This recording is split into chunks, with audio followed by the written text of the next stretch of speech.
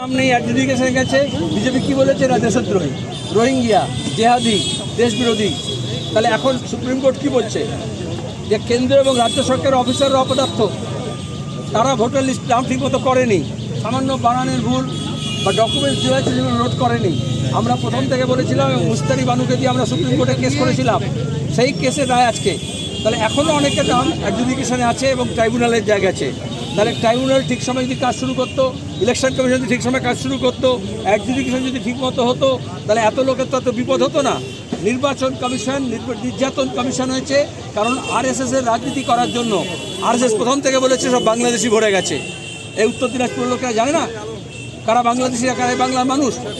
সেখানে দাঁড়িয়ে বিভাজনের রাজনীতি করার জন্য ওরা চেয়েছিল ভোটের আগে একটা হাঙ্গামা তৈরি হবে এবং মুসলমান, মতুয়া, উদ্বাস্তু, আদিবাসী, মহিলা এইভাবে তাদের ভোটাধিকার কেড়ে নেবে।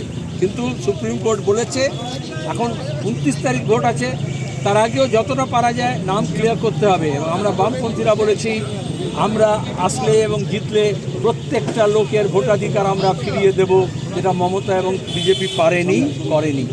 तृणमूल कांग्रेस करंदी में बोले हैं कि लाठी में वामपंथी का लाठी बहुत मजबूत है और उसको मजबूत करने बोला है। अच्छा, करंदी में सब जगह हम बोलते हैं लाल झंडा को मजबूत करना पड़ेगा।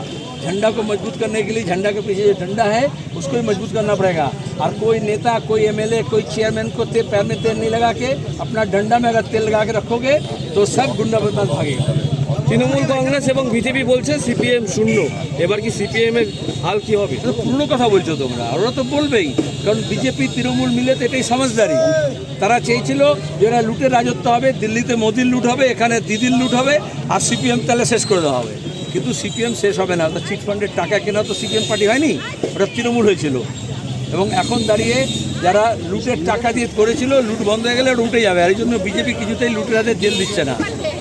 আবাসন কেলেঙ্কারি, 100 দিনের কাজের কেলেঙ্কারি, যত রকমের চিট ফান্ডের কেলেঙ্কারি, শিক্ষক নিয়োগের কেলেঙ্কারি, কোনো বিজেপির কোনো সেন্ট্রাল গভর্নমেন্টের কোনো এজেন্সির কোনো অপরাধীকে শাস্তি দিয়েছে? আর্জি করে নির্যাতন হয়েছে, হত্যা হয়েছে, ধর্ষণ হয়েছে, তাও বলেছে না খাতা না বহি যে মমতা খায় সো সহি। কারণ মোহন ভাগবত বলে দিয়েছেন মমতা যা করবে ওটাকে সমর্থন করবেন। আসলে আরএসএসেরই দুটো পার্টি, একটা বিজেপি, একটা তৃণমূল। চলো চলো চলো।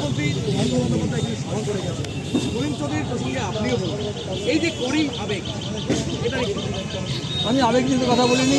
আমি বললাম যারা পুরনো তৃণমূল ছিল তাদেরকে ঘাস কাটছে, আর বাকিরা ফুল নিয়ে বিজেপির সঙ্গে চলে গেছে বড় ফুলে।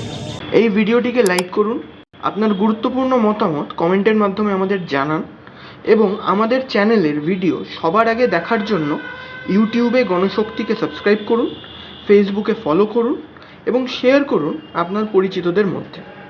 আমাদের চ্যানেলে আপলোড হওয়া ভিডিও নোটিফিকেশন পেতে বেল আইকনটি ক্লিক করতে ভুলবেন না।